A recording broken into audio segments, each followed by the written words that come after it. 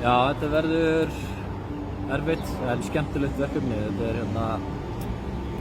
verður svakalegur framherji, mjög góður, flott CV og ekki bara hann, hinir í kringum hann líka. Og ég hlakka bara til. Hefur mætt áðurum stórum framherjum og gott CV en ég held að þessi sé svona sá stærsti einhvern veginn í svona markaskorun og það verður bara skemmtilegt. Ég hlakka mikið til. Nú ertu komin á þetta stóra svið og þegar þið unnuð Strúka á Kópavogsvelli þá kom mikið af tilfinningum hjá þér.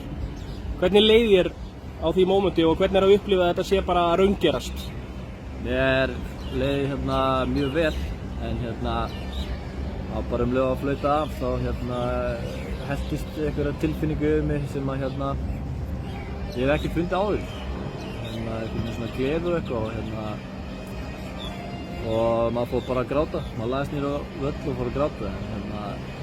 Ég held að veri bara, maður búinn að fórna lítið miklu til þess að komast hingað þar sem við erum og ég held að það hefði svona einhvern veginn hitt einhverja taugar hjá mér sem ég hef ekki séð áður hjá sjálfum mér, þannig að það var mjög gott.